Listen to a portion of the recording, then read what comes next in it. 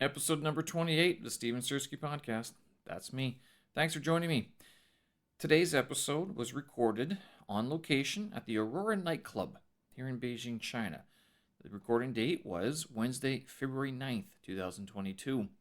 My guest today is Donnie Fan. He's a New York born and raised writer and comedian. He now lives in Beijing, China, much like myself. We were able to finally meet in person after having some technical issues, and we met at the Aurora nightclub here in Beijing. We met after his first tragedy that he wrote and had performed a couple of weeks ago. It was called the Medea, the same one written by Euripides, but modernized and all in Chinese. We spent the time talking about what it's like to be an expat here in Beijing and in China, what it's like to travel throughout the country, and what the comedy scene is like and what the theater scene is like these days. Donnie is in the process of creating his own stand-up comedy routine, a full hour-long presentation that he hopes to take on tour throughout the country and hopefully even beyond. So we spent the time talking about what it's like living here in China and laughing about it as we went along. Hope you guys enjoy it. Again, this episode was recorded on location, so if you hear some voices in the background, well, that's the people showing up. That's the audience showing up for the stand-up comedy night that happens every Wednesday night at the Aurora nightclub. Here it is, episode number 28, Steven Sersky Podcast with Donnie Fan. Cheers. Thanks. When I first came here, there was a guy named Jim who worked with me. He was married to a Chinese woman, and Jim couldn't speak any English. Chinese. His wife couldn't speak any English, and they communicated primarily through the phone. Right. They were married for 5 years. They were older. He was in his 70s. She was in her late 50s, I think. Jeez. And they would just communicate primarily through the phone. And he told me a story. I haven't said this ever. Where he actually met her on a website called China Love Cupid. Yeah. And he met her on that when he was still in America. And he was typing all of these dirty, sexy messages to her. After they had been talking for a while. And he's like, I'm going to go to China. I'm going to meet you. These are all the really raunchy things I want to do with you. She would reply, oh, yeah, I want to do those things too. I don't mind your age. It's perfect for me, blah, blah, blah, blah. He gets to China, finds out she doesn't speak any English. He said, who was writing that? She said, my daughter. Oh, wow. That's How old was his daughter, though? 30s. 30s, okay. Yeah. At least it wasn't the granddaughter. It was. Although, to be fair, they'd probably have a little bit more knowledge on some of those things as well. That's fair. That's fair. God. I wonder if that happens more. That happened last generation. I don't think our generation is as susceptible to that sort of online. It's not a scam. It's the online meeting. We come to China, and we get on the online dating apps like Tinder, Tantan, things like that, and we do meet a lot of people. And I recently came across some of the. I took screenshots of stuff I sent to people before, women. I'd be afraid to go back. It's embarrassing. It's embarrassing. You're sitting there going, what the fuck are you talking about? You're saying zuo. What zuo are you using? I mean, you got the wrong everything on this one. And she literally asked the question, what do you mean by this? I'm like, I thought I was perfectly clear in what I meant. Yeah, well, that's the culture problem that I found as a single person trying to date. And I've been here long enough where I should know this, as have you probably, where there's just, you don't say certain things like, 你要做什么? What do you want to do? And I'm like, what do you mean? What do I want to do? Yeah. It's like, well, if I said this in English, hey, tonight, are you free? What do you want to do? It could be anything. We could do anything. And they're like, oh, do you mean you want to do something? Yes. I want to. We can go see a movie. We can go out to eat. We can do. It's just like, well, do you want to do the other thing? Well, yeah. I mean, if that's available, if that's an option, sure, that wasn't what I meant, but sure. And then they're like, oh, you're a pig, and they delete you. Oh. It's like, oh no. So you're not supposed to say yes to it. I don't know what you're supposed to do. When you follow the rules, they're like, there's no rules to love. You don't follow the rules, and they're like, you're doing the wrong thing. So, I think there are rules. and I don't think that's Chinese related. I think that's global. No, yeah. that's definitely That's just global. talking to women, and I'm not a misogynist. It's dating. It's That's just what dating. that is. I mean, I highly suspect that it's the same for like the whole LGBT community, gay community, everything. I wonder if they have it even worse in China, because I don't know if a lot of just China so there's some things where you're kind of like they're still 20 years behind, but then there's some things that are a little bit more modern. I mean, AI, they're speeding ahead. Yeah. Electric vehicle penetration, fantastic. But like some of the other things, I don't know. The wives working, finding jobs, even though they have husbands that pay a lot of money as well. I've noticed that that's been an issue as well. It's like it's very much last generation in some aspects, and dating as well. I think some of the girls that are a bit older, not old, but they're older than the young university students out there. The young university students have more of the game, but the older ones, like the 30s, the 40s, they're just looking for a decent guy. They're not. They have no ulterior motives, as far as I know. I don't know. What's your experience been? They want kidneys. They want kidneys. They want organs for. No. I think they want the kid. Forget the knee part. They just want the kid, because if they're 40, they're wanting the kids already. In my experience with it's really hard to say, because it's so. My experience is just that I want to give everybody like the chance to be themselves, and I want to give somebody the chance to really know who I am and know me. And in the dating circles, it just feels like the younger people, they do have their eyes set on a goal, maybe. And it's not just Chinese. This was my experience. Like, this is just the online dating experience. If you get 5 days a week to meet 5 different guys, at the end of the week, you say, oh, well, which guy is going to be, do I like most? And I'll go see him again next week. And I'm maybe a little bit old school for an American, where I'm like, I want to, when I meet a girl, I'm into her. I'm going to set my eyes on her and, see how that goes. And if it doesn't work out, that's fine. And then I, move on. But my phone. I didn't understand that. It's the AI. It interrupts a lot of my comedy shows, too. I'll just be talking, and it's like, what did you say? So when I meet people here, I'm just really weary that they're like, which number guy am I that you met this week? And are you trying to figure out what boxes I tick? Yeah. And are we going to meet again? And then we might meet again because I met that criteria for the first date, but now on the second date, you've met now this whole new group of people. And now, how do I compare there?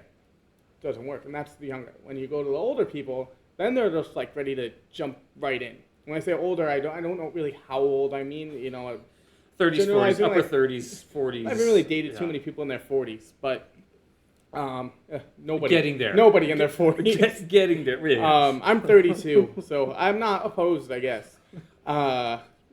Experience matters, but.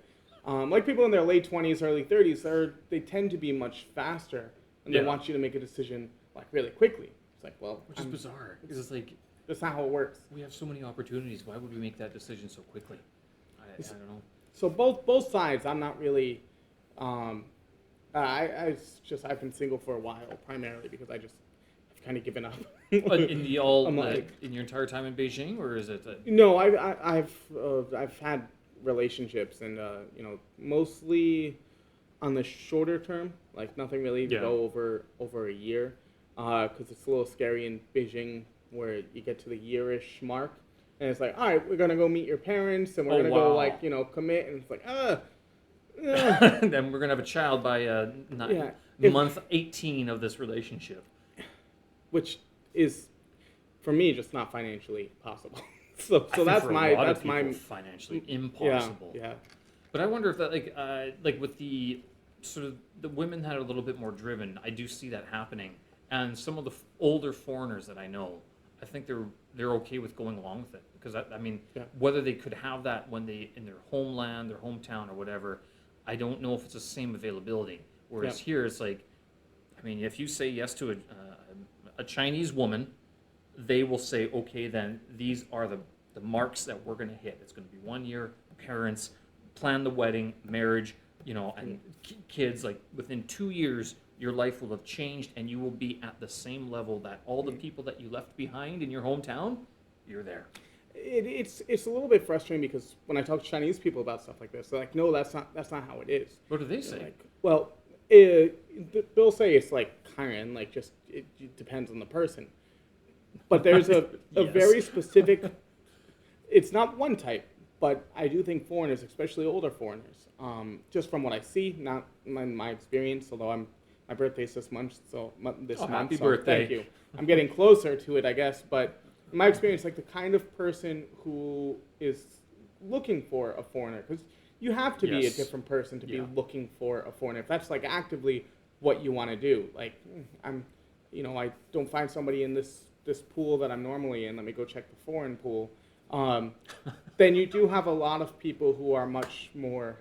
Check the foreign pool. Well, this one's a little too cold for me, so I'm gonna go over there.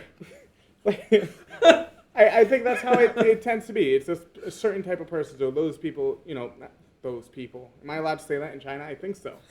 I've lost track. I think they have a specific target, and I don't think that target's necessarily wrong, and I don't think it's judgmental to say this is the target of this certain kind of person. Yeah. But especially when you go older, like the guys in their 60s, 70s who come here, then it's definitely a totally different game. But I don't think those guys are looking to play the game too much. I mean, I think they're coming over, and I've met a few of the guys who are in 60s, 70s, grandparent. I would call them grandparent age because that would be my grandparents, or actually my parents, I would say. But I don't think they're looking to, they have no illusions. I mean, they're coming over. They're like, I'm probably going to spend my twilight years here. I want to try something new. It's better than in like the Philippines and Thailand for sure. Oh, like the older generations here tend to have a bit more appreciation, I think, for the culture. I think it's part of the visa application process. It's a little bit more difficult in China. Indonesia, Thailand, Philippines, not so difficult to get a visa to go there. So that you can get on a flight and fly over pretty quickly, I would say. In fact, in the U.S., we don't need visas. We just go. We need, that's right. We just go. Visa on arrival. So Canadians do as well. We get Indonesia. I think it's 30 days. Philippines, I can't remember. Thailand, it's 3 months. Philippines, I think, is when I was there. They're like, you have forever. I think Welcome, I could be America. Wrong. I could be wrong, but they wouldn't let me open a bank account. I was upset about that because I was like, I can get a Visa card. All that money 7 laundering. years without a visa. But let me get a visa here. They're like, where's your residency? I'm like, I can do everything else. I don't have a residency permit, so never mind. Would it be difficult to get though? Because some of those residents, because I was talking to the tax people in Canada, and they're like, well, actually, it was my trading account, and they're like, oh, well, as soon as you come back to Canada and prove your residence, I'm like, is this podcast gonna get me arrested? Only if they listen to it and find something incriminating, which probably not. I mean, right. they'll be like, we know all of this. This is nothing new to us. Fair enough. But they were talking to me about like, oh yeah, you can just show us a statement. I'm like, you mean the statement that still has my current address on it? Because I'm like, I do have a mailing address in Canada. I mean, I don't know what would change, but I guess they're looking for like a phone bill. The reason I ask is because like in Australia, I had the same issue where like you had to get a residence, and all you needed was a phone bill to an address. Well, it was a hostel. You could go sign up at a phone like really was it Telstar or something, and you would put down your hostel address, and then they would mail it to you, and there was your proof of residence. And you're going, that's it? My whole respect of the tax system, and that might get me in trouble saying my respect of the tax system has lessened, but wow, I mean, the residency, let's face it, a lot of the world runs on free labor and immigrant labor and people trying to skirt under the visa regulations. I mean, where would our waiters and restaurants and bartenders come from? Now I kind of want to go to Australia. It's a backup plan you're now. a bit too old for the working visa, I think. Really? Unless they changed it to 35. I can't remember. They don't let foreigners in Australia over for the 30? working holiday visa. You can go work on a farm. That's fun. Wow. Yeah, it's an experience. with like kangaroos. There's lots of kangaroos. They shoot them regularly. They're Oh, that sounds sad. they're like mosquitoes there. I want to try kangaroo jerky. They can, yeah. I've seen it online, and I like trying weird things. I've had a lot of weird food in China, and like kangaroos on top of my list. Penguin, they don't make penguin, but I don't know if you can do. Is that allowed? no, it's not allowed. But it's something that if it's ever allowed, like when I heard there's shark fin, like I gotta go try shark fin. And we or, just like, lost the audience. All right, Shark fin. we can move on. Dog? What about dog? Let's lose more people. I won't eat dog. Okay, why not? So try shark fin. I don't know if it's principle. I was in a place in Yunnan province in Dali, and up about an hour away from the main city. There's a small town, and I think it's called Weicheng, and they've got like Weicheng Gucheng, which is the Weicheng Old Town, and in there it's just dog hot pot restaurants side by side by side. I was terrified when terrified's a strange word, I guess, but I was really uncomfortable seeing just like all these things that said dog hot pots, and there would be like these mangy looking pups running around outside, and then you get like the stereotypes in your head, like those are somebody's dog, right? Or were they though? are they? Yeah. They don't look healthy if they are for eating purposes. And one of my friends, it turns out her grandmother's from that place because I sent a picture to my WeChat Moments. She's like, "Oh, that's my hometown. You should go to my grandmother's restaurant." And I was like, "Oh no!" But then I found out it was like a noodle place, and I'm like, "Oh." Go New Roman, go Roman. There you go. Go Real Huoguo, that was they were everywhere, and it was a shame because it was a pretty cool looking place. Then It's the dog. A lot of people have hang-ups about it. I've seen it on like every year when they hold that festival down in the it's not Yunnan, it's the other place, Yueli or whatever it is. They have a dog meat festival. I've every year I hear about it. It's always in like the Beijing, or somebody will always do this article like, "This is from the past. You should stop this. Don't do this." And I was like, I love dogs. I won't eat it because of dogs. I think when it's like a cultural, I don't know, tradition. I don't know if it should count as a tradition. I don't know what makes something culturally acceptable as a tradition. My take on it has been like, I wonder if it's always been dogs as we know it, or has it been because in this part of the world there have been what you would call dogs running around, and they were just another meat source, like deer in Canada or elk. You know, you go shoot elk, and there was just like, or kangaroo in Australia. Yeah. It's like, well, we have lots of them. We don't keep them as pets. Whereas it's like it's sort of changed, and now with the modern social media and the hubbub about that, I don't know. I think it's changed a little bit. It's probably easy research too, and all you have to do is Google like history of eating dog, and none of us are probably going to ever do that. So we just continue to guess. I've tried it once, and the way that it was put to me, I was with a friend at the time, and he was like, "Well, I just don't want any animal to think that it's above me in the food chain."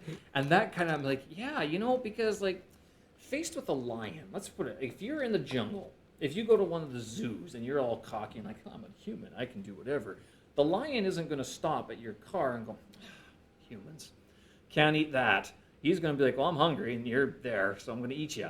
I mean, there's that sort of tit for tat in the animal kingdom, that they'll eat us just as fast as we could eat them. There's a comedy bit in there somewhere.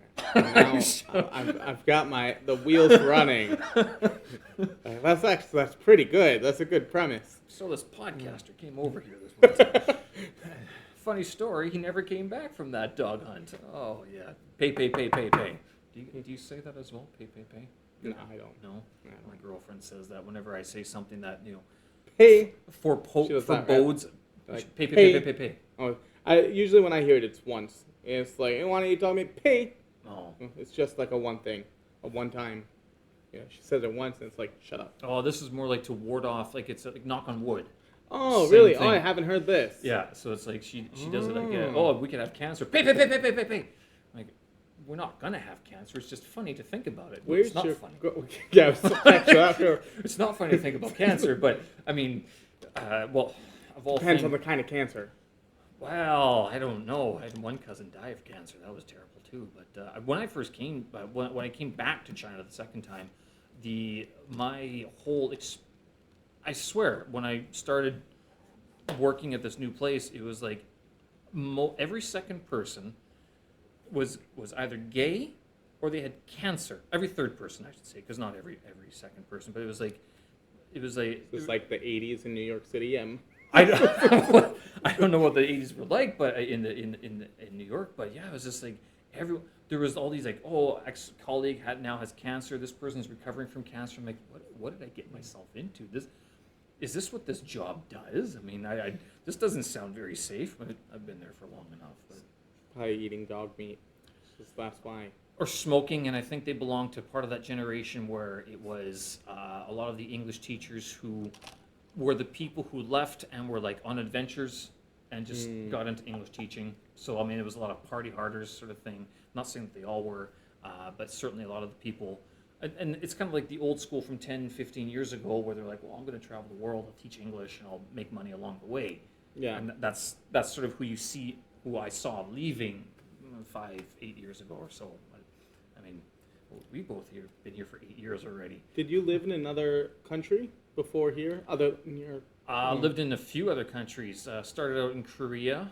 I've done Australia, but Australia I didn't live any one place. I moved around, part of the working holiday thing. Ukraine for a little bit, and then China. Okay. I think China has been where I've been for the last 8 years, I think. I'd be curious to know more about how expats live in other countries and if they live the same way they do in Beijing. They don't. Because I would hope not. That would be. I would don't. really hope not, because the expats. Actually, the interesting thing for me that I found since COVID is that the expat population has dwindled in numbers, but gained in value, in quality. Okay, what do you mean? Like, I'm going to sound like such an asshole. And we lost the other part. The large majority of expats that I knew that I didn't like, they all left, like pre-COVID. Not like scared of COVID, like pre-COVID, like just the people who every Christmas, every spring festival, every summer, are like, I'm going to go back to see my family and then come back, and I'm going to keep, like, working off the back of, whatever China can give me because I'm not qualified in my home country or whatever. Yep. A large amount of those people were gone. I spent about 5 years in China having maybe 2 or 3 expat friends. Mm-hmm. So from like 2015 to 2020, I barely interacted with the international community here. And then post-COVID, I guess in COVID, I remember going to the Burger Festival in 2020, and seeing some people that I knew from years back, and they were still here. And I was like, "Wow, you're still here! What are you doing?" All they would do is, talk about how exciting this part of their life was, or what they're doing here. Maybe they got married, maybe they got divorced, but they're happy about it. Like, everybody's happy, and they're all starting these little pop-ups. They're kind of their niche. They found their niche in Beijing, and these people have all been here for 5 years, 6 years, 7 years, 8 years.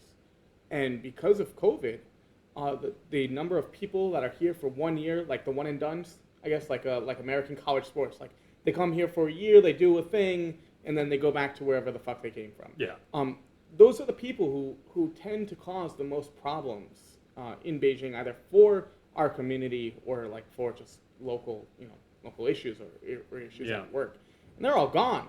And they couldn't come back. Maybe some of them wanted to. They have their contract, or they still have stuff here. Couldn't get back because of COVID. Couldn't get back because of whatever different reason it was. And the quality. When I say quality of foreigners, I guess it's not as much about the personality. It's more about it's more about the quality of respect. I'm losing you here. It's more about the quality of respect they have for China and living here, and for being acknowledging this isn't my home country. Yeah. And being, I guess, humbled. I think a lot of people were humbled by COVID, in that we've been living a normal life here for maybe 2 years. We have some inconveniences that happen, But when you look at what's going on in the West, and one, you hear people talk about in the media and in the news about China. Oh, people are having their doors knocked down and they're getting dragged off because they didn't get their vaccinations. And we're like, that's not happening. Where is this coming from? We're just going to Cheesecake Factory in March in the middle of like America's biggest crisis in Italy and Spain and Britain and Australia, and everybody's having all these issues. And we've just been like living our life as best as we could for the last 2 years. And I think people were actually able to, that were here, maybe if they had some reservations about living here, I think we're really humbled by that experience. And I see a lot of the people who are still here, because now people do have the chance to go back home. And the people that I knew who wanted to, a lot of them have stayed. Yeah. And a lot of them have just found new respect for living here and being here. And part of that, I think, is because like if you leave China now, you're not coming back. Like I know people who've gone That's home true as to well. visit family, and they have family here, but they're going home to visit other family, their birth family. Yeah. And it takes forever. I mean, flights are canceled, visas aren't being renewed. It's an extended. So it's like once you are gone from China, you better have savings or an income to help you through the next 6 months because you're not coming back anytime soon. And it's just how it is because China has clamped down. Whereas like the States, they talk about border closure. I don't think the States actually ever closed their borders entirely. I mean, it wasn't like a 9/11. Everything has to be grounded, go through this one port. It's been open. Whereas China went Xiamen or there's one other place that they come through. That's it. Yeah, I think Shenzhen. Shenzhen, yeah. Oh, well, but what was interesting about it was at the time, like when China closed its borders, America, like the New York Times, puts out a front page. China closes borders as a threat to human rights. Like you can't make it up. A week later, we get front page New York Times. Donald Trump refuses to close borders. Yeah. As a threat to like American whatever. I forget Freedom. what the exact thing was. Yeah. And it's like, are you kidding me? Like I'm not naive to think that I just think there's no perfect place. That's the most I'll say about that. But when I'm here in China and I'm watching the way it's being covered and what policies are done here and aren't done in other countries, or just watching how people are criticizing things or praising things, like South Korea got a huge amount of praise when COVID first started. They were just doing they were piggybacking on a lot of things that we were doing here in China. Mm-hmm. It's just never mentioned. New Zealand did the same thing. They locked down a lot of places. They just said, don't go anywhere. And then whether it's before we had the Jiankanbao, the health kit, it was like, go to a mall. Here, just write your phone number, write your address, and write your name, and go in. And, now West, that's freedom. Yeah, it's a private invasion of your privacy and everything. In what way? In what way? I don't. How many websites did you go to today that were tracking you? How many websites are still tracking? You have Facebook. You don't have freedom. Yeah, you're being tracked at so many.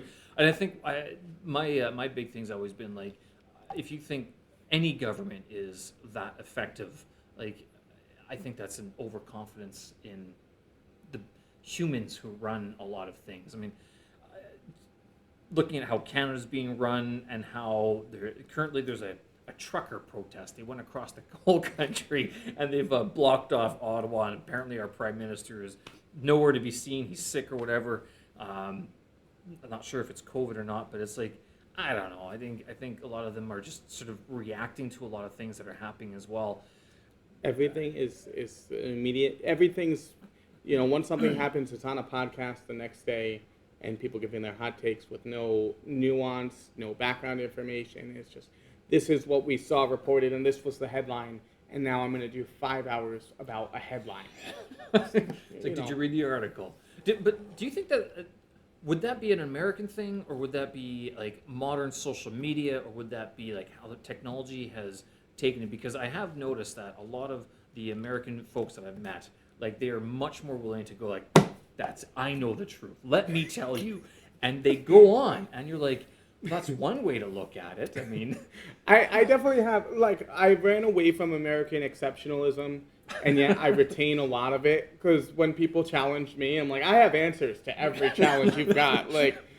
I did my research, and they're like, yeah, but I did my research too, and I'm like, not as well as I did. Yeah. I think there's a lot of American exceptionalism there, but I do think like it's something that's been really nice being here is, coming to China, I have my views of French people, which actually probably haven't changed that much. They're all still assholes, right? There goes the other. Just kidding. That's I was just ate at a French restaurant before, and I explained that to my friend. I'm like, oh, Americans don't like French people. And she's Why like, is that though? I don't know. The That's a Revolutionary traditional, War. like, Even though not you guys, sorry, you're from Quebec, You maybe. people. The French, helped with the Revolutionary War for America, but what was I saying? When I came here, I got to actually meet French people from France and Italian people from Italy. And, in New York City, we have all of them as well, but you actually don't really communicate with them too much. Like, people stay in their circles, even like the New York City expats. You don't just in Times Square or Union Square, like you don't just run into people from different countries. But are they expats in New York? Tourists, travelers, Yeah. maybe there's some expats. Like, how would you even define an expat in New York? Because New York is such a smorgasbord of everybody. I mean, it's a cultural melting pot. It's a phenomenal city. I mean, it has phenomenal power. Best city in the world. It has such pull, such sway.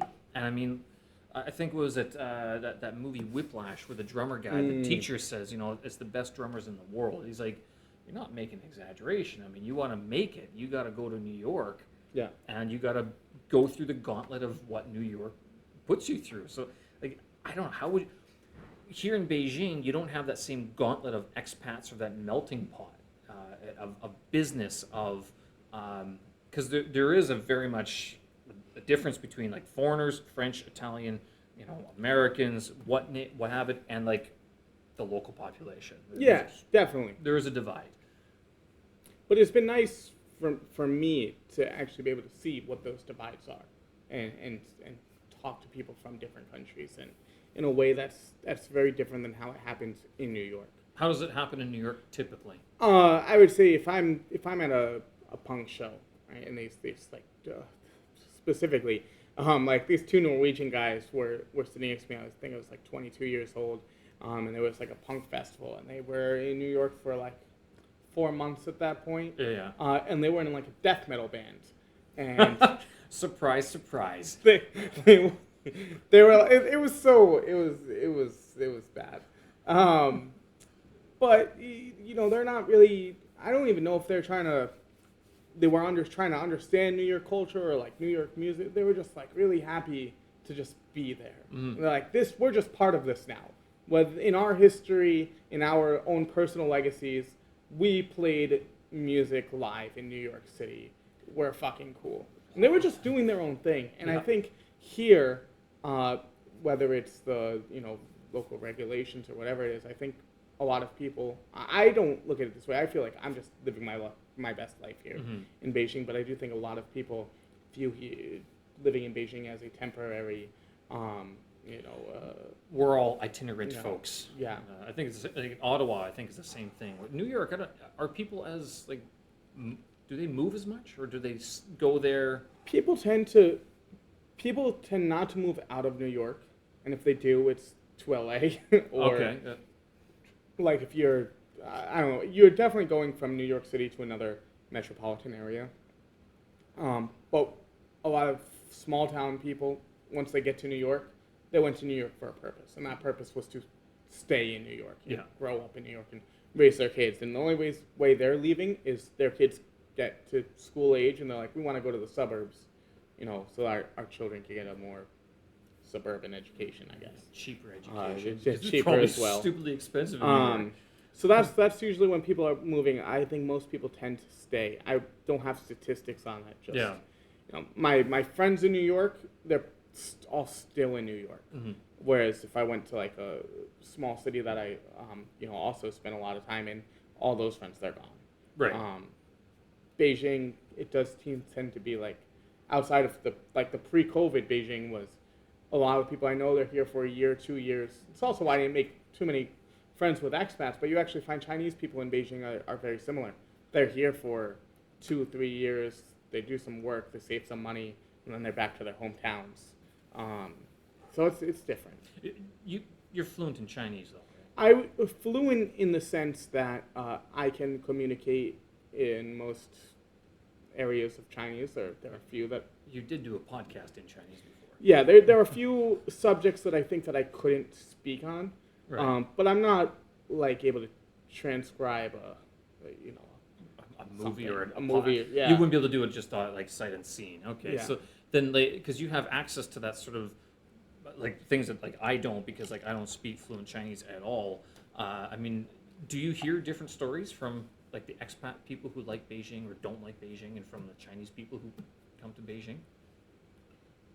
Do I hear different stories from expats who like or don't like China in front of Chinese people? Well, No, obviously. I I don't know what that could. I'm a little confused by the question. Do people talk bad about China in front of Chinese people? The Chinese people who come from like Incheon or Xi'an or Do Hangzhou local people talk bad about... or Hefei, Okay. and when they come here, do they have a different sort of something to say either in Chinese or English compared to the expats who come here and who obviously aren't from China and they come from all around the world? I think that Beijing and Shanghai are two cities that have their own personal pride, and there's a long tradition of foreigners, not just meaning people outside of China, but just people outside of Beijing or people outside of Shanghai. Like the Shanghai lady is a real thing. Like What's a Shanghai lady? a woman who's very well dressed, well cultured, well versed. I don't know if I want to say luxurious. I don't want to get it wrong. Is there a Beijing But lady? I wouldn't want to guess what the stereotype of that would be. Shanghai, it's always been this high life kind of culture Right. that they've had that they find very different and very unique to themselves. And that's been the Beijing-Shanghai clash is very similar to the New York-LA clash. That kind of rivalry. Really? Is very similar, but I don't think people say it as much anymore. If you read literature, you'll find it in a lot of literature, or the way Shanghai's written about, or Beijing. So who's You gotta New like York? deep dives. I would say See, it's weird. It's weird because Shanghai and Beijing are not the same city. You're right. Right? No, this is a trick question because I don't think there's any direct correlation or analogy that you can draw because they draw elements from both. Right. Like Beijing is more DC than it just because of the capital. Yeah. But in terms of how people outside of Beijing are viewed here, I think I see a lot of resentment. I shouldn't say a lot. That's the wrong. I want to be careful about that. But I do see resentment sometimes when I talk to local people when they have an issue with like getting the license plate or something with education. It's so complicated now. People are coming in and they're trying to get the Beijing hukou because the Beijing hukou means a lot, which is considering the population of people, it's understandable. Yeah. I think when you go in depth to the whys, culture is different here. You find answers to everything, but just on the surface, it's kind of like South Park, like they took our jobs, like that kind of thing. I think that does exist. I don't know how prevalent it is on the surface. I tend to ask people questions that I probably shouldn't. Right. I'm always asking those kind of culturally sensitive, nosy I don't know, American can you foreigner, tell me- right? Can you tell me? I heard this rumor. Is this true? No, it's not true. But then why did I hear it? Does that happen in the United States too, you think? Where like Chinese expats or Chinese even students would come in and they'd ask like all these questions? Because I remember sometimes meeting foreigners in Canada, people who were not Canadian citizens and people who were studying. Just to be clear, it's not them, it's the people who were in Canada for a temporary time and they would say something about Canada and you're going, where did you learn that? What do you mean we don't all play curling? I mean, some of us do, but It's all hockey. And even then, some of us don't play hockey. I mean, it's an expensive sport. I mean, yeah, we play it on the street, but it's not like we're ready to fight anybody who walks down the street just because they, scored on the wrong net or something. The craziest thing I heard about Canada was that there were a bunch of Trump supporters in Canada. There still are. And there still are. And that broke my positives. I think a lot of the stereotypes of Canada are positive. And we're like, you guys are so nice, aren't you? And you're like, no, we're not. We're not nice. It's too nice sometimes because you're just like, wow, can someone make a decision, please? About that? Because with the States, though, it's like everyone going back to the whole voicing your opinion and everything, and well, let me tell you how it is. Because that's the American. I know the answers. I've done my research. Whereas Canada's like, well, it could be, it might be, it don't know. I mean, possibly. Don't know. We're more sitting on the fence, I would say. So you guys make good podcast hosts. Oh, right? Fantastic podcast hosts. There you go. Right. I think one of the biggest differences would be Beijing and Washington. I've never actually been to Washington, D.C. I'd love to go there just to see how dry it is. Canada, Ottawa, I mean, it was described to me as being a very itinerant city. It's it's lively until 5 p.m., maybe 5:15 p.m., and then it's dead. Everyone flees the city center out to the suburbs. They're gone. It's all the government workers. They're gone. Beijing, you don't have that same flight. You don't have that same. It's not so political in that sense. There is more of a life in Beijing than there is, I would say, in Washington. Though again, I've never been to Washington. I've been to Washington a few times. I quite like it. But I would go to Washington to see comedy shows, to see baseball games. I was never there for the culture. The culture, yeah. Which doesn't. The culture that does exist there, I want to stay far away from.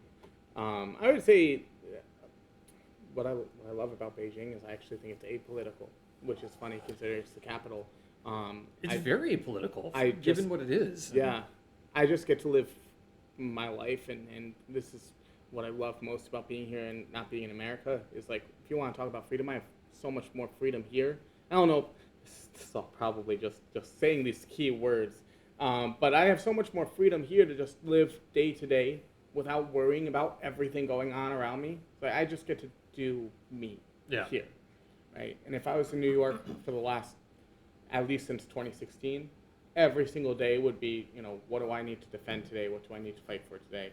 And what fire are you putting out today? Yeah. What you said this on Twitter, and now you have to defend yourself. I had a drink or two when I sent that out. I don't need to be crucified for that one, do I? But I mean, how much is that is understanding, and how much of that is maybe Beijing doesn't care? People see what you're doing. They're just foreigner, whatever, English speaker, American, whatever. They're not from here. They're not going to be here in 10 years' time. I mean, whereas New York, it's all competition. You show up as a comedian, a punk rocker, you're competition in terms of the business. Does that play into it as well? We're given that sort of, not a carte blanche, but sort of the freedom of we're just not part of the competition here. I think that's an interesting question, because in a lot of ways, I think we can grow as people because we are not part of that competition. I have the freedom in comedy to just seek out my own path here. There's nobody to tell me you haven't done comedy long enough to reach this step. I'm doing a headliner next month. Beijing's had no comedians really for the last 2 years. When I started comedy, there was a stable of I think 11 total comics, and now it's down to 8. Right. The people who are consistently at shows and quality enough to be on a show where people actually want to reserve tickets to go to, and just to have that opportunity to say, well, people think I'm funny and they like to see me, so I'm just going to keep doing this. That would never happen in New York. I've been doing this a year, and I've performed in front of 200 people at a party in Chengdu. There's no way that happens. That happened 7 months into doing comedy for me. Right. And in America, there's just no way that happens. English or Chinese? English. Right, Although I okay. do Chinese comedy as well. Yeah. And again, Chinese comedy where there actually is competition. I have an in, which is that there's this foreigner doing comedy in Chinese. That's so cool. Give them a platform. Yeah, there you go. So I guess there's a little bit of privilege, I guess there, but I appreciate it and I understand that it exists. So I think to answer your question, I'm terrible at answering questions directly.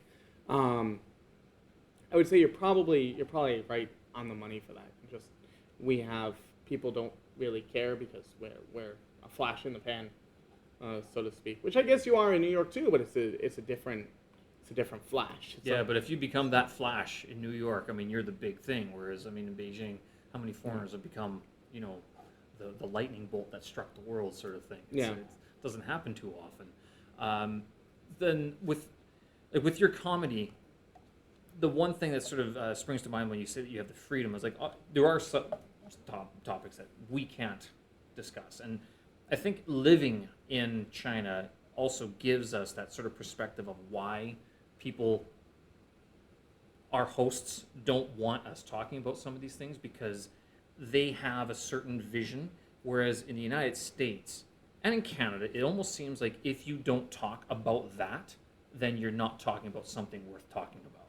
Like, if you didn't shit on Donald Trump, then you were just like not with what was going on. You were outside of the social norms. So basically, just to fit in, you had to make fun of the political atmosphere, and which is, I think, still goes on in a lot of states.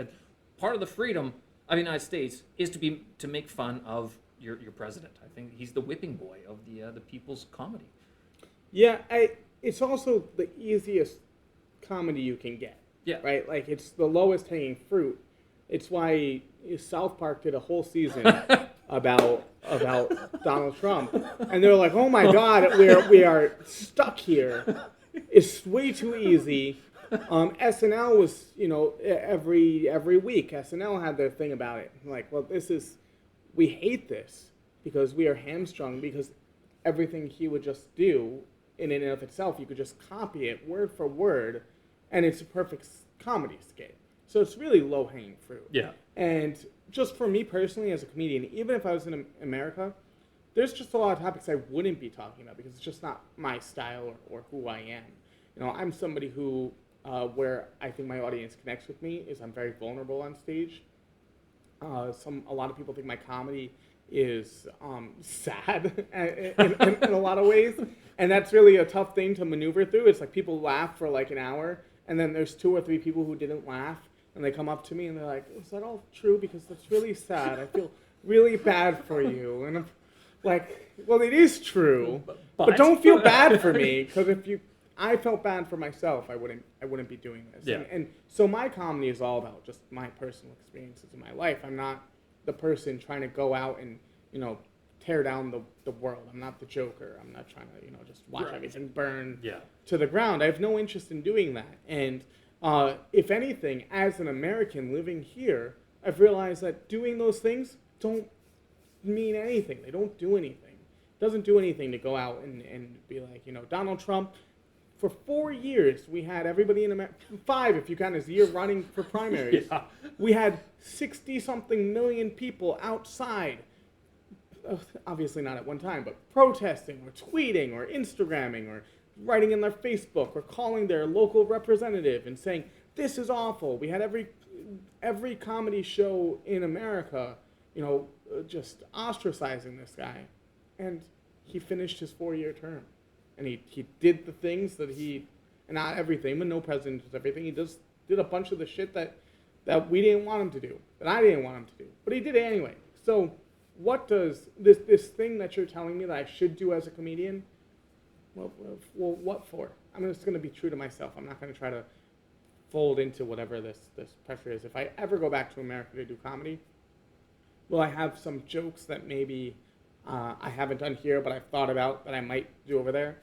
Maybe some, but none of them are really from a negative perspective. It's all just in the sake of comedy, rather than actually being, I think, really, truly critical of somebody. Because I don't think comedy should be that anyway. Do you think you could go back after living in Beijing, go to... No.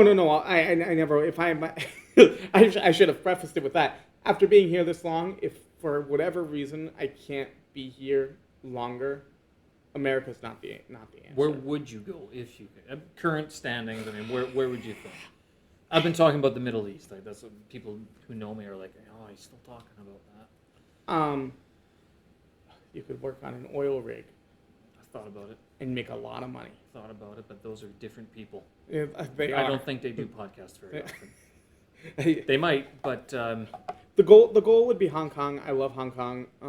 I loved Hong Kong pre whatever, and I still love it.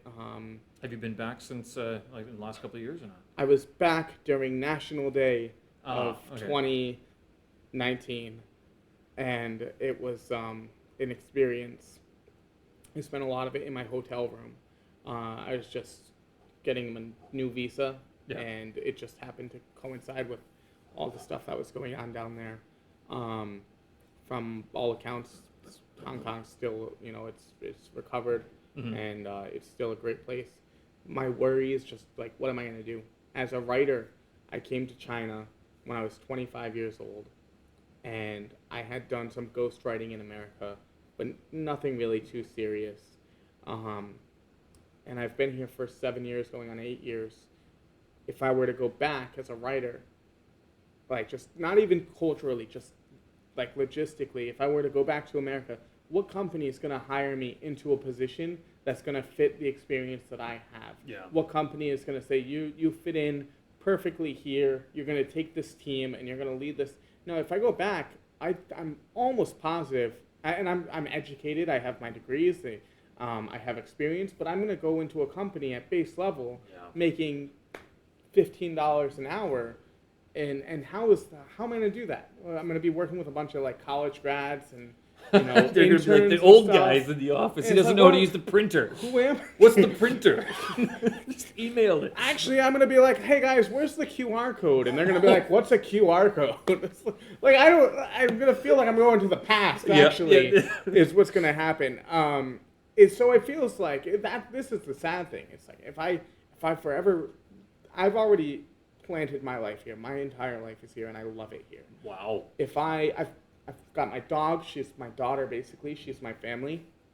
I have my friends. I have my circles. I have all my social circles. I have every resource that I need is here in Beijing, and I would love to keep it that way. And if for And that's some reason after I 8 have to years. go- Wow, yeah. that's impressive. If I wasn't leaving much. I wasn't leaving much. What brought you to Beijing? I did a Chinese opera in 2014. What? And there's a lot. I feel like we missed out on a lot of the fun stuff so far.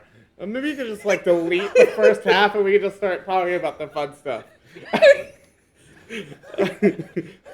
Not the Peking. Are you gonna do a Peking opera? No, did you? no. Oh, that would change just about everything or nothing. I'm not sure. So in 2014, I got paid essentially about 80,000 renminbi. I was in New York. That's a substantial. It's a chunk substantial of change. amount. I come from a blue collar family, and I've been the artistic person since I was a little kid. So your parents are very I've always proud of wanted this. Yeah. So I wanted to be a writer, right? And everybody said, "Yeah, what are you going to do as a writer? You're never going to make money. There's no career," which I understand. People are absolutely correct when they say, "Don't major in English. Don't major in English." Terrible idea. You end up in China teaching English. All of you. Classics might be the same. If your degree says like the literary arts, just Anything. throw arts, it away. generally, Yeah, just except throw it away. economics. But in 2014, I was working as a social worker for the victims of domestic abuse, and we were giving housing to people who were trying to get away from their abusers. And while I was there, I was one of my coworkers' sisters knew a girl who was from China and was looking for somebody to help with a script, and that's my major was. Hey, what kind of thing? She said, we want to adapt a Chinese movie into an opera. Right. And she's like, do you have experience with that?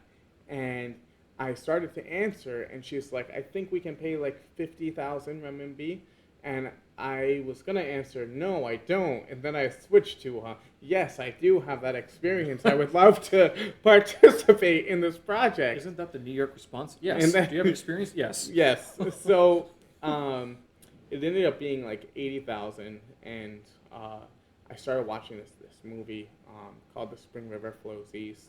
And it's from like the 50s. Okay. And it was just an incredible... Wow. The movie is not an opera.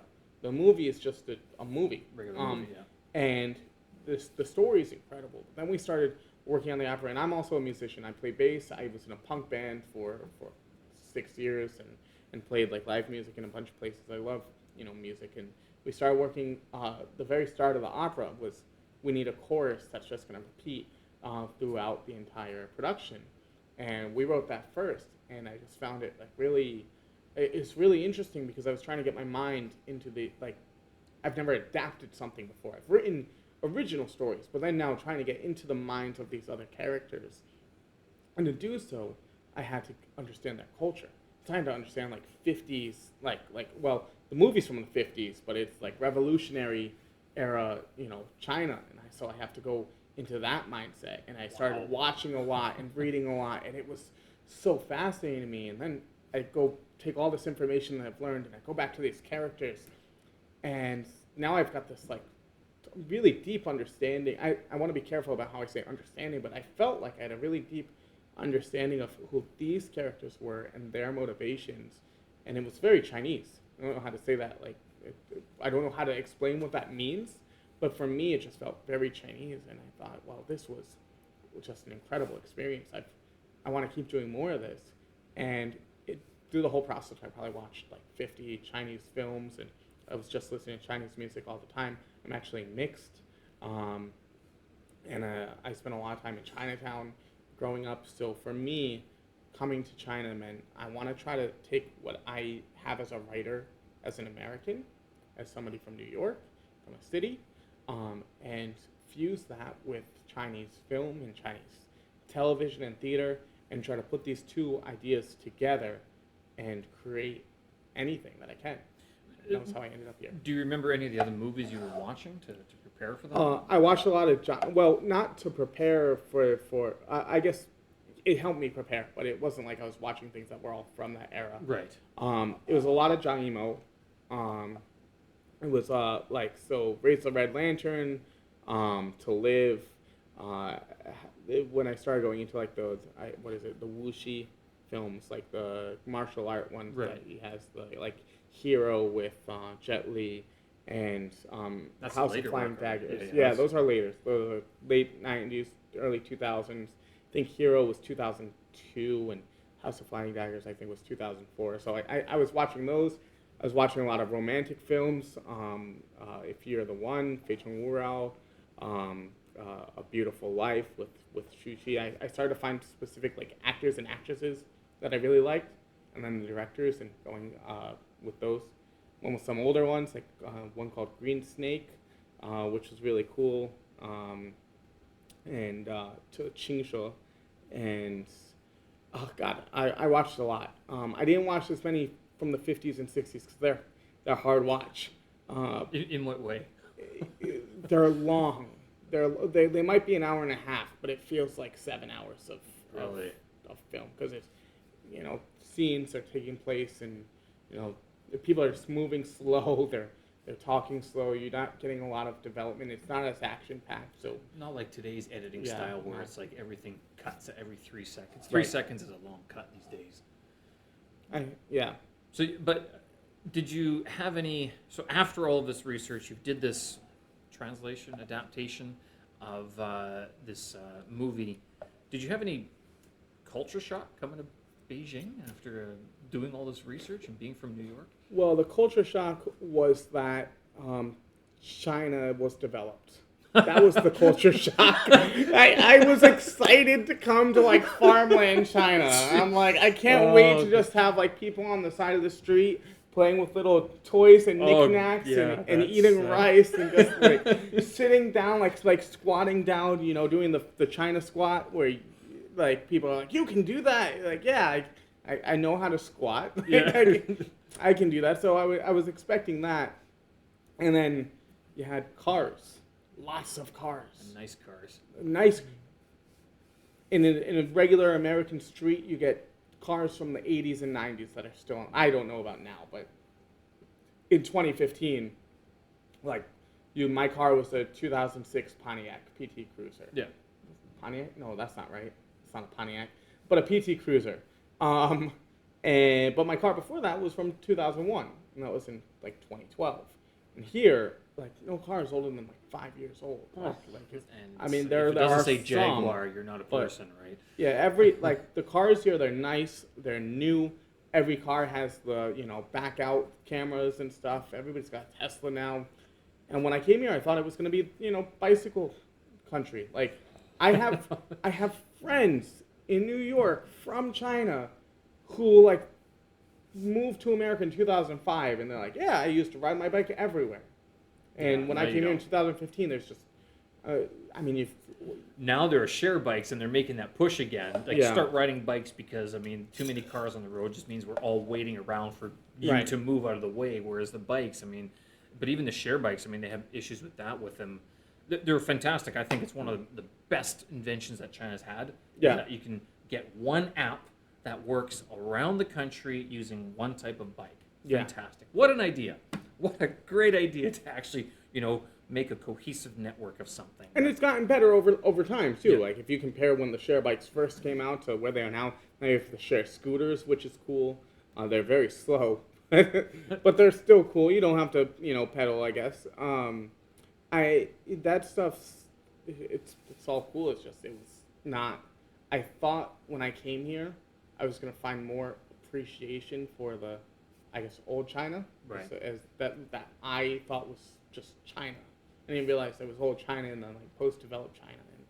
And the culture shock I would feel is like I would get here and I'm like, I can't wait to speak Chinese with you. And all the Chinese people were like, no, speak English with me. Wow, yeah. Especially in Beijing. Yeah, speak English with me. I want you to speak English. I'm like, but I want to learn Chinese. And they're like, why? All right. Well, I'm not going to be. That was another thing. When I first came here, I made it a point to not make friends with people who could speak English. Right. I just wanted to make friends with people who spoke Chinese. Did you know Chinese before you came? Or? I knew words.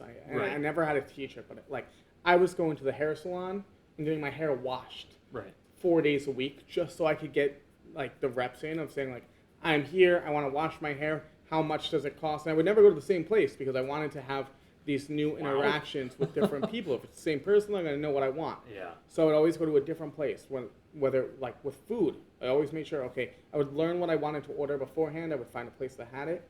I would go there and I would order that meal. And I would. How long did it take you to find that place? Because I tried that and I was just I always failed. I'm like, I give up. I'm just hungry. I wasn't doing difficult foods, right? Okay. I wasn't it wasn't I want salmon with dill pickles Right. and garlic. It was I want the gong bao jiding. I want the just malatang or something like that. And so I was doing stuff like that. I would go get my fingernails cleaned and stuff, really cheap. Easy things to do just to practice that, the conversations that I hate now, but I needed then. Yeah. Where are you from? Are you used to eating Chinese food? Do you miss your home? Do you vote for Donald Trump? Those were all the questions, in year one. What did you say about the Trump question? Of course I did. That's the joke. And everybody looks at you, and you're like, it's a joke. It's a joke. It's actually, I tried it a few times at a comedy show. Would it be because I do talk about, taxi drivers and stuff. And they're like, did you vote for Donald Trump? And my initial response was well, yeah, I would. And the audience every single time is my response with the silence would be, we're at a comedy show. It's supposed to be funny. And I would just not get the audience back. Yeah. So I feel bad because I folded where now I say did you vote for Donald Trump? I was do you think I'm a shabby or something like that? And then the audience, that's the funniest thing. That's not comedy though. You got to play the crowd, yeah. right? That's what they want to hear. But those conversations were so important for me when I first got here. Yeah. But the culture shock to answer that. So the language thing was part of it, and also like I would want to go to the temples with people, talk to my Chinese friends. Let's go to the temple. No, well, why not? It's boring. Yeah. What do you Yeah, mean it's 'cause- boring? It's a temple that's thousands of years old, and they're like, no, it's not. It was built in like 1984. It's They remade it in 2009. Like, Yeah. look at the paint; it's still new. like, Yeah. that That was much is true, though. I mean, because they did rebuild a lot of things, and they have a very Everything. different interpretation of like what it means to restore something. Here, they tear it down, rebuild it. Like, let's make it stand for another 30 years or 40 years. well culturally. Some Chinese people actually get mad at me about this, and I don't really have sympathy for them because this is factually true. In China, the reason why we don't have those things that last is because when there would be new emperors, the goal of the emperor was to create something new and destroy what came before Yeah. it. Destroy the legacy before it is my legacy now. So you don't, a lot of those things that exist, and credit to China for saying those things were actually important. We should memorialize those places by now recreating something, but it does feel a little bit less authentic to be like, well, I went to this yellow crane tower, which looks incredible, and inside it feels really special and unique. But then just as somebody who's been to places that are hundreds of years old, and then being told, that was actually, they repainted that like 15 years ago, so that's why it looks old. It's not because it was painted 150 years ago. It's like, Then your Instagram doesn't work, and you're like, damn it, why can't I post a selfie? How disappointing. so, Well- yeah, actually, when I go places, like that's why the Old Summer Palace is one of my favorite places to go because The old Summer Palace? Where is there a new one or an old one? yeah, there's Summer Palace and then there's Old Summer Palace. I didn't know. Okay, I Oh, only yeah. know of the Summer Palace. Oh, they have the like the ruins that still exist. Okay. Those aren't like replications or there's never been renovated or whatever. It's just from when the British and I don't want to speak wrong on the other countries that went in and like pilfered them, like pillaged them. Pilfered. Pilfered? Pillaged? Pillaged? Oh, yeah, they Pilfered? took a bunch of stuff. Yeah. They took a bunch of stuff. They burned everything to the ground. That's still there. Right. It's like, this is cool. And I saw people taking selfies there, and I got really mad as a Chinese person who's been here a long time. I'm like, that's disrespectful to the people who used to work here hundreds of years ago. I like visiting the old Great Wall ruins. Those are pretty cool. Like, for some reason, The wild ones. Yeah, it's like for whatever reason, I remember this. Like, I went to one of my first trips overseas was to go to Greece, and I remember walking up the Acropolis. It was the same sort of I feeling. would love to do that. When you walk across like those stones, you're looking at them. Maybe the modern Greece can correct me on this, but those stones, you're going, those have been here for a while. Like a lot of people have walked over those things. Like famous people that wrote books and like Yeah. did a lot of talking. It's the same thing with the Great Wall. It's like those walls have seen that, those stones, those mountain paths have seen a lot of other people come through here. Wood tends to degrade over time, so it's more like the idea that stays behind in that area. But the stones that have weathered the test of time, I find that those are sort of always kind of neat to go look at. It's surreal. If you go to like the tour, this is what I always tell the expats who do come here. I'm like, stay away from the touristy spots because you can find what you're looking for, but you got to look real hard, or you need to find somebody who's looked real hard before. Because if you go to the Great Wall and you go to like some of the more off the beaten path, like the places with signs, let's say, if you go to those places, it feels majestic. It feels monumental, and it feels like it's something that, like you're standing on something that nobody else in the world basically gets to stand on. Yeah. Um, And how many Yes. people come to China too? I mean, like it's although it's a tourist destination, it's still kind of closed off in many ways. So Yeah. to go there and to be there to see it in And the- person. yeah, I think that's special. I just wish there was more of that. Yeah. It's like if you go, like I love the idea of so many of the places. I love Forbidden Palace. I love going by. I love riding my bike by there. I think it's the funniest thing in the world. I take a picture of every time. I'm like, that's Forbidden Palace.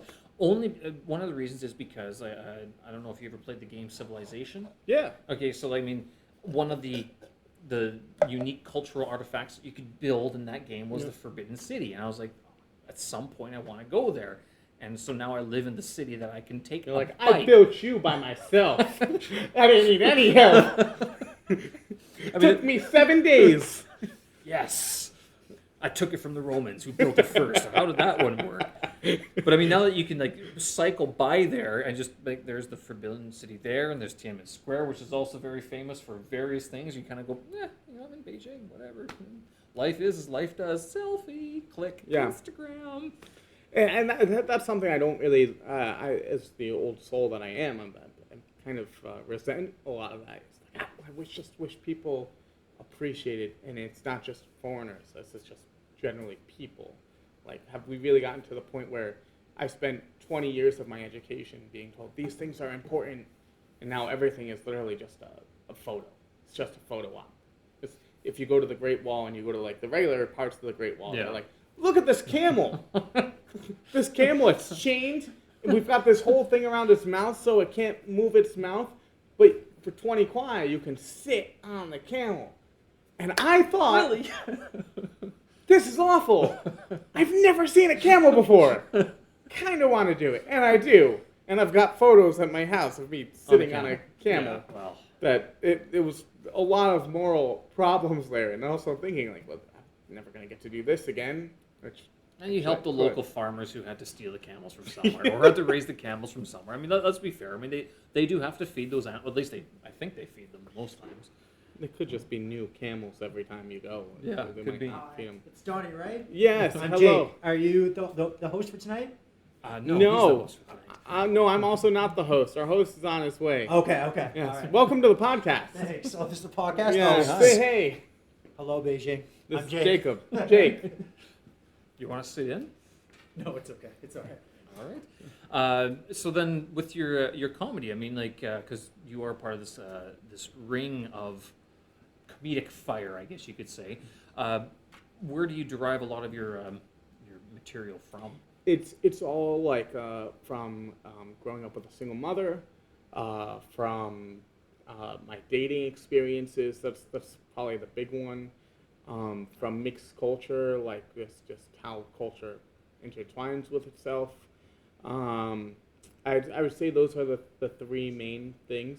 And I don't want to say comedy is cathartic, because I don't think it really is. I find comedy really stressful.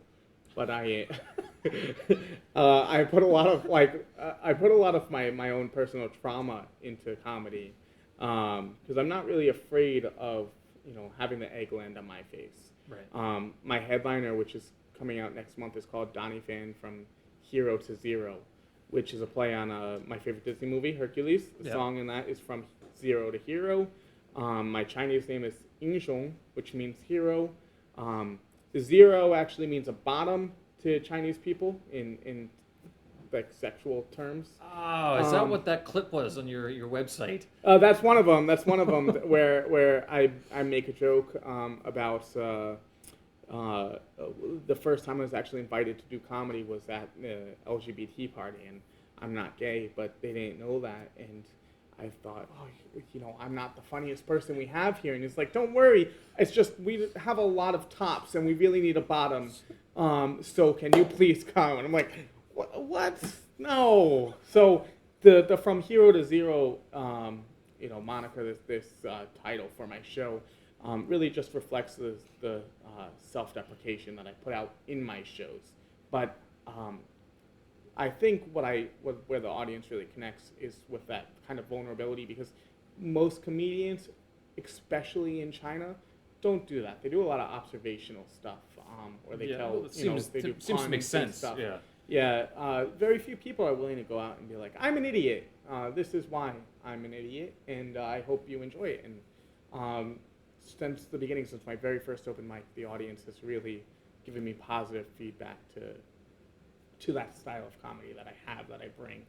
And I might not get the biggest laughs of the night, and I might not be the funniest person of the night, but I consistently feel so lucky to have people come up to me and say, you were my favorite. Even if I wasn't laughing, I had so much fun just watching you perform. Right. And that's been what's kind of kept me, because I never expected to do comedy, and hearing that sort of thing, it's like, wow, that's mean, comedians tend to be narcissists. I tend to be a narcissist. But, hearing that kind of thing, it really does, open this spot where it's like, well, I'm not just doing this for myself. I have people actually really enjoying it on their own merits, and I should be doing this, I think. So that's where a lot of it comes from. You're working on a full show, or Yes. So how long would this run? I have 3 headliners in Beijing, and then I hope after I have that, I will do barring COVID, I'd like to take it to multiple cities, probably about 15 cities in China, where I would like to take it before next winter. How long is the set list? It will land. It depends on the audience, but probably somewhere between an hour and 15 minutes. Wow. This is going to be. Well, if they want to be on, that's fine. Okay. So then, with that, I mean, up until recently, have you been doing mostly clips, or what have you been doing? Because your stand-up is like you've only posted like 6 videos of your I'm work so far. anti the internet. So I have a website now, DonnieFan.com, and I'm supposed to be promoting myself, constantly releasing clips. But the problem with that is that if people go on and see that before a show, they've already seen all the material. Yeah. So comedians tend to have, do a year and a half of work. They get their comic album out, and then they start doing new stuff at the open mics and doing new stuff on their tours and shows because they assume you've already heard everything they've done before.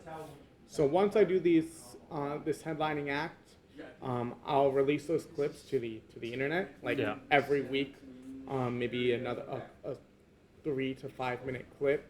But I'm going to try to avoid promoting it here in China at first because I want to go to the cities and be able to take this headliner on the road. And then next year, by this time next year, all of that material will be available online, and I'll be working on my next, album. Right. Because I since my very first day in comedy, and I think what's made me a bit different than a lot of my peers is if I was coming to open mics to just do jokes that I found funny in the day, I don't think I would have anything really funny or anything important to say. But since my first day doing comedy, it was like, what's the story I'm going to tell? How I'm going to make the jokes transition into the next joke and the next one, and how am I going to relate it back to the first joke or the second joke? And so my very first goal was do 5 minutes of that. Yeah. And then it was, okay, can I get a 10-minute, can I put 2 or 3 stories together that make sense for 10 minutes? And then it was 15 minutes. And it's like, all right, I've got my first 15 minutes.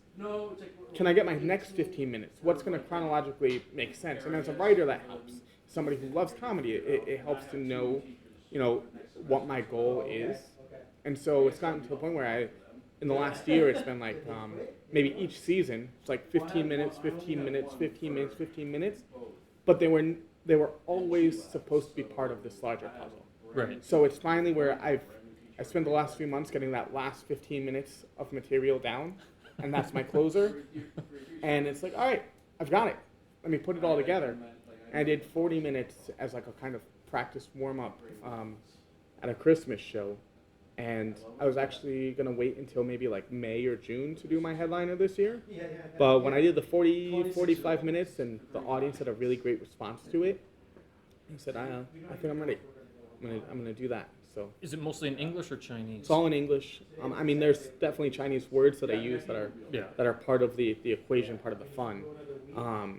But it's primarily in English. Right. Yeah.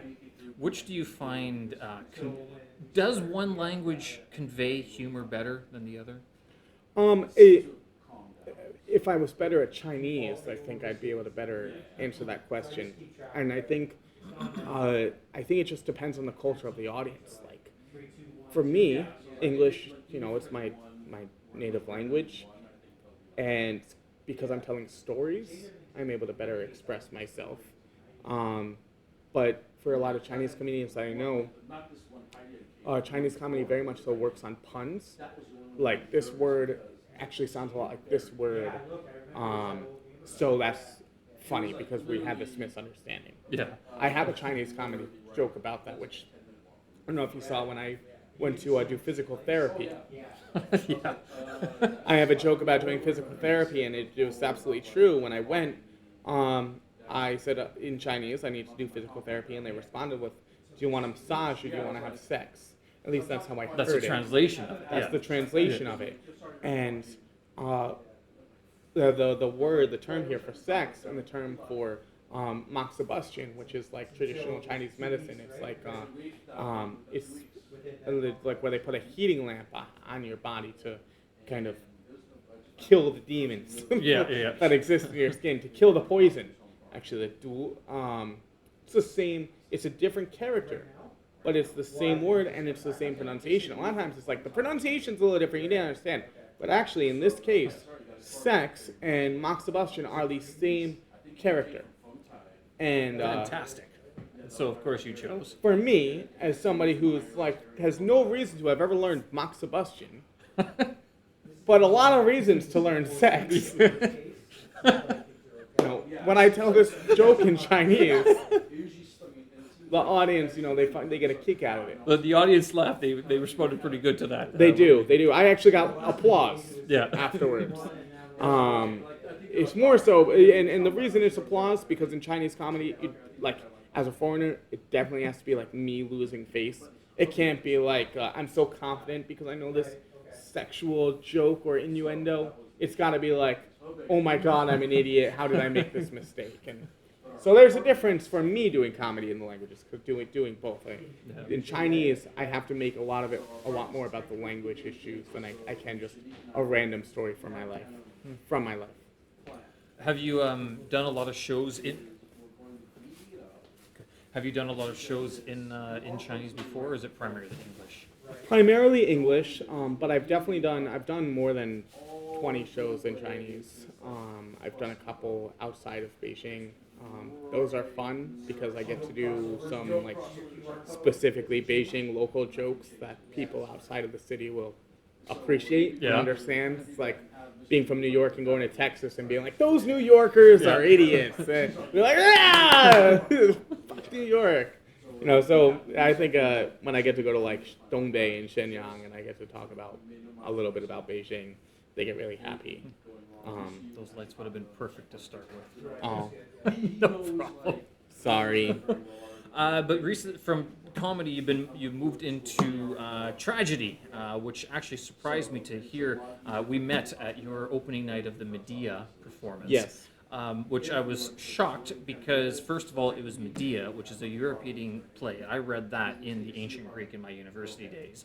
And to see a modern interpretation of it in Chinese, and then when we spoke after, you're saying, well, I'm actually a comedian. So the fun of that was when I was posting on my WeChat moments that I've got a tragedy that I'm really excited for. People are responding with, I thought you do comedy. When did you start tragedy? I'm like, I was doing tragedy for 20. I've only been doing comedy for a year. Everything before that was tragedy. Because literature was always my favorite thing. Like Goethe, Sorrows of Young Werther is my favorite. And if you go to Faust, or you go to like a lot of the 18th, 19th century, is what I tend to spend a lot of my time studying and reading, or Right. I did before. But so comedy was actually a surprising thing for me to do as well, because I never thought I would have the chops for it. And the reason I thought that was because I thought I would have to try to be funny rather than be tragic, and I just found the way to put the the comedic spin on the tragedy stuff. Which do you find easier? Well, I don't think there is an easier one. I think comedy is easier because it's immediate satisfaction. I know right away if what I said was good or not good, because the audience will tell me every joke, and I can pick myself up from it immediately after. What was frustrating with Medea was that the criticism of it, I understood, I welcomed, and I had a lot of the same criticisms myself. And now it's, okay, I have maybe 8 months before I can convince that audience that I can do better. Yeah. Like at best 8 months. as our host. That's if I get the chance to do this play again in the vision that I originally saw it. Yeah. And so in that sense, I would say comedy is easier to just produce because I can fix my errors almost immediately. It's like being a athlete. You're a pitcher in a baseball game and you have a bad night, you give up the win. Well, you go back the next day and you can win and everybody's cheering for you again. This feels more like I just lost the World Series. Oh, wow. Like the tragedy. Like I just lost the World Series, and I've got a whole season to prepare for the next one to try to get you back. And Is I that might because of lose the again. preparation that's involved? Yeah. It's because and it's the only one I've got. Right? Yeah. It's the only theater play that I've ever done. So I can't point to somebody and say, "Well, go look at my other theater play that went, exactly that I wanted it to." Yeah. Or the other movie that I worked on that went exactly that I wanted it to. I don't have that yet. So I would say in that sense, in that regard, like the theaters, it just felt more. I was more disappointed in the final product. I'm tremendously thankful for having the opportunity to do the play, and I love our actress and our actor and the whole team. I really do. But my disappointment comes just from there's some small nuanced details that didn't get through to the final product that I really wish we did, which would have addressed a lot of criticisms that people had of the play as well. And so, as an artist, I would, of course, I'd rather you see my final product. Yeah. Yeah, I'm rambling as well. Is it getting pretty? I can still hear you. Okay. Cheers. So I feel like I'd really just like the opportunity to get to do that again. Why Medea? So our producer actually came to me and said she's got this idea that she wants, and she wanted to hear about some other stuff that I had written and been working on. I had a play, not a play, sorry, film script. What time is it? Everybody's early. Oh my God. Hello. Why is everybody so early? Hello, everybody. People usually don't get here till 9. 9. It's supposed to start at 8:30. We are dead until 9 every week. They must have heard about the podcast recording, and that's why they're Maybe. so happy to have it. Well, backpedal. She asked me about stuff I'd been working on, and script that I had that I've wanted to do for a long time was about. It explores how a man becomes abusive. And I remember I grew up in an abusive situation, and I remember when I was with my first girlfriend. I was like 19, and she did something insane. She was at a park, and she took off her top, and she let just a whole group of people, just check out her body. And somebody called me and said, "This is happening." And I went, and I was so angry, and I was 19 years old or 20 years old. Like I'd never been with a girl before. I've never had these emotions before. And she came to see me. She was drunk, and I was like, and I punched my car like 3 times, right? And I've never shown that kind of aggression in front of somebody before. And I remember going back to school, and I was really upset because I was worried. I was like, what's that aggression from? Is that going to continue? Does that escalate? What if it wasn't my car? If my car wasn't there, if I just happened to be there by myself, would I have done something else? And I had a therapist, and I was talking to my therapist, and she's like, "Well, did you want to hit your girlfriend?" And I said, "Well, no, it never crossed my mind that was an option, but what if one day it does?" And she said, "No, it hasn't crossed your mind." Right. And so there's no reason to think that it would. You're not an abusive person if you haven't abused her. And that helped me calm down. And then I thought, well, why aren't I an abusive person? Which is probably not the right question to ask. Why am I not this? I feel like I should be. Like it's, this is what my comedy is. It's like these weird, situations that were difficult for me, and how did I deal with them? And I wrote this script, which was meant to explore. It actually initially started off as a poem, and it moved into a script. Which explores how people become abusive. What's the background of it, and how do people like get this line between the I'm just gonna follow the same behavior and repeat the like vicious cycle, or I'm gonna start anew. And I think ultimately it just is about how much you actually care about that. Like how much like I really was worried that I might go down that path, and then I spent like from 20 to 24 years old just trying to figure out how to deal with anger, because I've never had that level of anger and I didn't want to again. And also having people tell me like, well, if you do have that level of anger again, how are you going to deal with it? And trying to figure out those things. And that script was supposed to help me explore that. So is that a culmination of all these, would you call them anger issues? Or I wouldn't say that I had anger issues, because there was only very few times, but because I was mostly in fear of just this one moment in my life of it's not gonna keep happening. Yeah. Because the one time it happened, like I wasn't drinking then, I wasn't doing any drugs or anything like that. So I was just, the next day, I was like, oh, how did that happen? So it just became this process of making sure that that doesn't happen again. And the script I've been holding on to for a few years. And when our producer asked me about it, she said that she felt like she had some sort of connection with me regarding this. Because we went really deep into it, and mother issues came up a lot. And so she said she's been wanting to do something regarding Medea. And so was her idea to use Medea as the Yes. the starting point? it was her idea to use that as the vehicle. Okay. To tell a different story. And the story, the reason they have the connection is because her question was, what drives a woman to like just, people get jealous all the time. How could you be driven to murder your children? And then it just became these questions we were asking each other about. Like, well, where does it start? Does it start here? Does it start here? Does it start here? And then for me, almost everything with psychosis, I shouldn't say psychosis, almost everything with like a lot of like negative behaviors that people start to exhibit and then build on, all just comes down to communication. And we thought Medea would be an interesting vehicle to explore how communication can cause a relationship to crumble and fall apart, and the tragedies that can come out of that.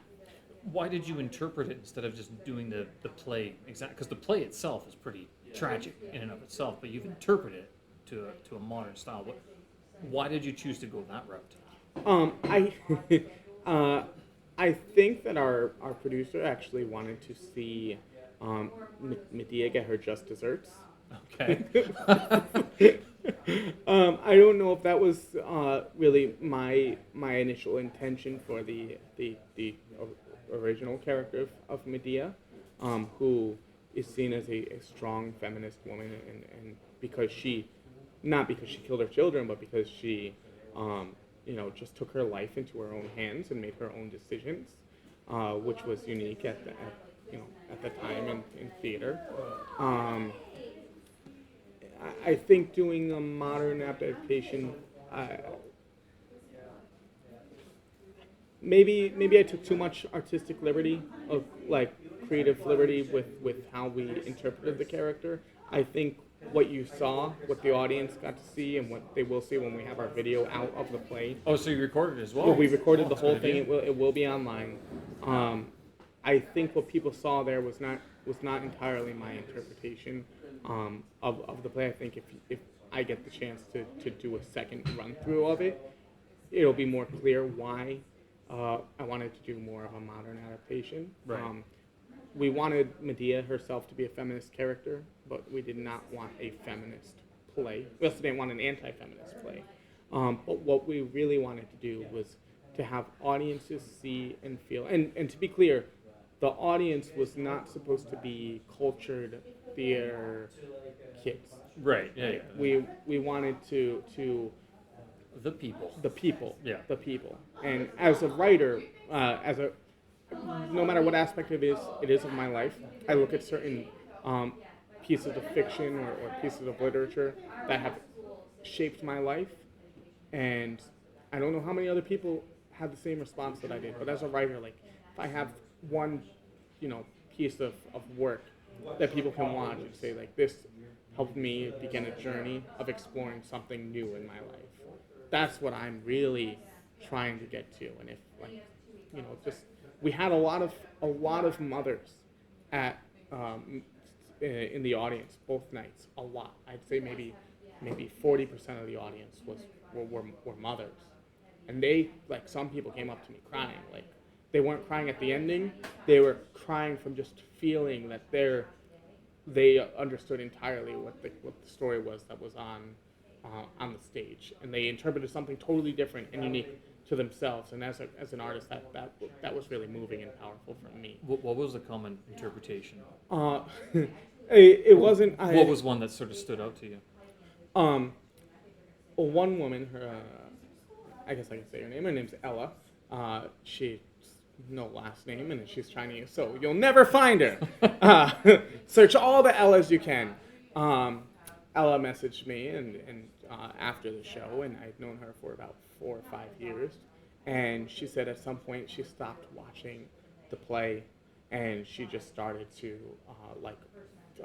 she took out her phone, and she just started to message her husband, and she was just explaining to her husband that whatever that's been going on between them in that moment, they had to talk about it, and they had to fix something, because she just felt like she had to say that.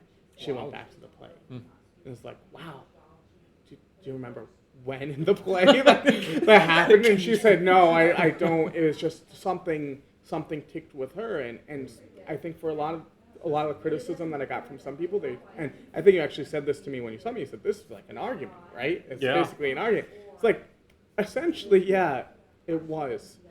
But how often do you see a 45-minute, hour-long argument actually take place? And where when we have arguments with people, we just move on, right? Or mostly, I think a lot of people ignore whatever happened in the argument, and you move on with your life, and you hope the next day it's better. After you go to sleep, you wake up, and you move on. And you almost never go back to what happened in that argument. And I think for a lot of people, I didn't want people to feel uncomfortable with what they were watching. I wanted them to feel like there was, these two... Really? Because it sure was uncomfortable watching two people scream at each other for 45 minutes. I wish you were there for the second night. I wish you were the second... The actual notes that I kind of... Can I read you the notes? Sure. Is that okay? I'm going to read you the notes that we have. Is it this one? Yes. Okay. Hey guys, we can't change the play at this point, but we can keep some things in mind. Number one, sorry Peter and Apple, if you guys ever see this. Number one, lines. Peter, remember at the start, you need higher energy, more convincing, more fake. Now, more fake, in this sense, means he's trying to actually convince Medea of his own intentions. Right. Apple, you can start with lower energy, more sarcasm, less emotional.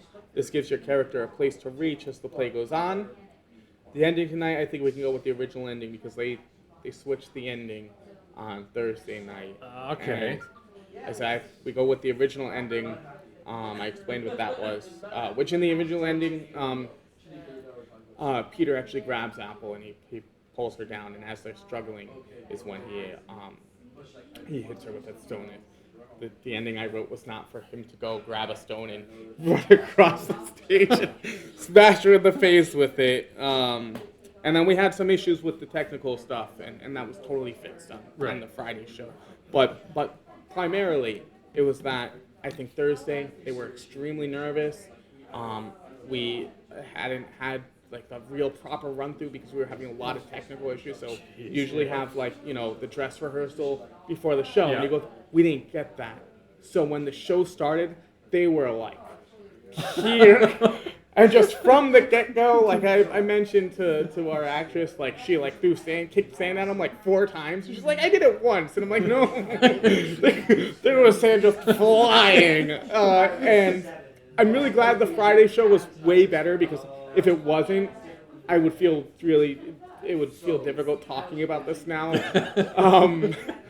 Because now Thursday night is funny. It's like, oh, that was a weird night. That wasn't what we wanted. Friday was much more in line. Yeah. It still wasn't perfect, but we only had a 2-night run, and it's the first time for most of us in outside of our producer and the actual team, but for like myself doing theater and for them doing like in a theater like 77. Have you worked before with them, or is this No, your this first it was collaboration? our first collaboration. I would love to work with them again. I would like to do Medea though with a different actor and actress, just because I think they're already really in tune with their understanding of the character, and there's a side that I'd still like to see explored. Yeah. But in terms of like the uncomfortability of the audience. I think Thursday was too much. It's definitely too much. Friday was a little bit better. But again, a lot of the criticism that came to me about the argument aspect of it was it's just weird watching an argument for an hour. What did it mean? What were you saying? And then there were people who had frequently maybe experienced this kind of situation who felt not that they became more introspective about it and were able to just connect it to themselves. And I've got a lot of messages that I have from people, and those I take the criticism not with a grain of salt. I actually take it very seriously. I would like to see a lot of improvement going forward.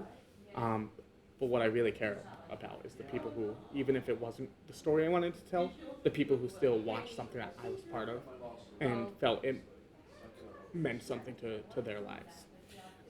To me, it was kind of a typical Chinese drama in a sense, because it was a Chinese woman who was crying, and then she died. In that sense, it was very typical. Oh, God. I mean, did you ever think about not killing the Chinese woman, or maybe make the guy cry and die instead? So she was her death was supposed to be accidental. And that was a really big thing. She was supposed to die, and it was supposed to be accidental, which takes it. The play was seeking to undermine both of their intentions. They both had two very specific desires for the outcomes, and in a tragedy, nobody gets that desire fulfilled. Right. Everybody's supposed to lose. And what didn't come through the first night, it came through a little bit better the second night, was that when she dies, her death also means basically an ending to Jason's future, his life. It's over. What was dropped out of the Thursday night showing is him actually taking the rope that she had. This is supposed to be a noose. I wish there was a better way to represent that as well on stage. And that ended up being a stage setting, scene issue that we ended up having. But in the end, you have him contemplating his own suicide or waiting for the police to come, where he will inevitably be arrested for the murder of his wife, his mistress's father, the children. Everybody falls on him. He gets blamed for everything. He gets blamed for everything, or he can run away from that too and take his own life, which he has a lot of pride and doesn't want to do that. He's spent a lot of time trying to just, his entire life has basically been trying to weasel his way into more powerful positions, and now he's lost all that power. For him to actually kill Medea would actually make him guilty, which Thursday night I was kind of furious with just the way that turns out, because that's Medea winning on Thursday night, when he gets to actually take the stone and he runs across stage and he murders her. Well, then he is guilty, and we've lost the nuance of the story. They sort of took artistic liberty in the moment there on Thursday night. No. It was that they had themselves practiced that scene the day before with the producer, and because they had That's that thing, don't worry. okay, they had this idea together. They wanted to talk about it with the producer. I wasn't there the night before the play. I was there for maybe 80% of the rehearsals, and because we didn't get to do the dress rehearsal, they explained it to me that they had this idea for a different ending, which they think we because our original ending there was some just with logistical issues with how it was actually going to happen that we had even until the day of. We had rehearsed it 500 times, and we just, whether it was angles or just different small issues that we had with it, and they explained it to me, and I was so nervous for them that it's like this first night, and I just didn't want to upset them in any way. Like I didn't want to push them off the track for the play, and like, you know what, you guys Just go do what you got to do. just do what you got to do. It's night one. We're out here. You guys have prepared a lot. Well, and what happens. So what's next after this? You've done Medea. You're doing a comedy show right now. What's the next big sort of step? I mean, A musical comedy, oh God, wow. Okay, theatrical. What kind? It's called, tentatively, the working title, La Wai Zai Beijing, Okay. so foreigner in Beijing. The twist is that the foreigner is a Chinese person who had been abroad for about 10 years, and they come back to Beijing, and everything's run by foreigners. Right. And he's the Lao Wai. So you have like the very first, I don't know if it's going to be the first scene or if it's going to be in the first, it's definitely in the first act. Like, he gets off the plane, he lands in Beijing, he's really excited, he's back home, he hasn't been back home in years, because he was studying his bachelor's and then his master's, and then he got a job, now he's back, and he goes home and his mom's like, I need you to go to the market to get this. And he goes out to the market, and everything's organic, and it's all run by foreigners. And it's like a parody of like the Beijingers, like the Beijinger has events all the time, right? Yeah. It's like this pop up and that pop up. So he goes to like this market, and it's just a bunch of foreigners with their little their little kiosks, and they start singing their song to them, like, welcome to China, this is Beijing, where like all the locals sing, but all the locals are foreigners. Like, would you like our apples? They're organic. How about some tacos? They're authentic. I don't it's just, I'm working through it right now, but I have this idea for the reverse culture shock of like, because I would want to write this going back to New York, because when I did go back after just being in China for a year, it was terrifying. It was like, I don't know what this world is. So I would like to switch it where like it's the Chinese person coming back, and just because Beijing has such a strong foreign influence right now, Yeah. I would really like to parody that in a way, and in a way that's builds everyone up. Like at the end of the day, I don't want it to be anti-foreigner, because I'm one of the Lao Wai, right? And so it's really going to be about finding identity in, which is what all my stories are about. Almost everything I have written is coming of age. My comedy is just all about, like, the egg is on my face because I just haven't found out who I am yet or who I'm supposed to be. So I think it's going to be about identity, and I've started working on some like musical bits for it with one of my friends, and I'm really excited for it. Does this work in your punk history into it, or is this something completely different? Completely different. Completely. I mean, there might be some punk. There's definitely going to be some like power chords infused in it, but it's gonna be. So the thing that happened with Medea, and I mentioned this a little bit earlier, is I just started to feel more respect from a lot of people, and I've had an outpouring of people saying, next project you have, I would love to be part of it. Can I be part of it? Can I be part of it? It's like, That's good. no. I don't know you. Why would I put you in it? But kick jokes aside, I feel like having a community who respects me and is interested in seeing what I have to do next and interested in being part of it, I feel really lucky to have that. So, like, doing this music video, just this outpouring of people, I'd love to help you with it. It's like cool, because helping me do the art that I want to do is actually helping a whole community have the chance to do the stuff they want to do. Mm-hmm. Like, I'm certainly not somebody who just wants to do things for myself. I wanna also uplift the people around me.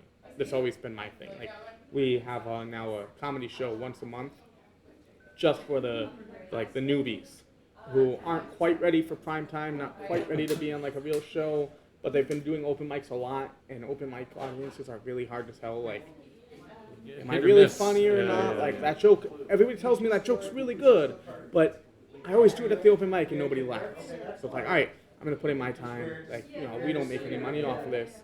Like, let's just put out the show for new people to actually get this chance, and we get people in. And so I really want to try to, like, anybody who's ever been willing to like scratch my back, like for the Guanxi, I'm definitely gonna go out of my way to also help you get to where you want to go. And I think that's who I am. All right. Well, it's pretty good. All right. So we look forward to seeing how your career develops here in Beijing. If people want to get in touch with you, where do they find you? How do they find you? DonnieFan.com. You can actually it's a new website. It's really cool, and there's a like message me button, and that goes to my email. I guess that's better than go to my DonnieFan.com, send me your WeChat, and I'll add you. So what if they don't have WeChat? Tinder. Find me on Tinder. I'm there.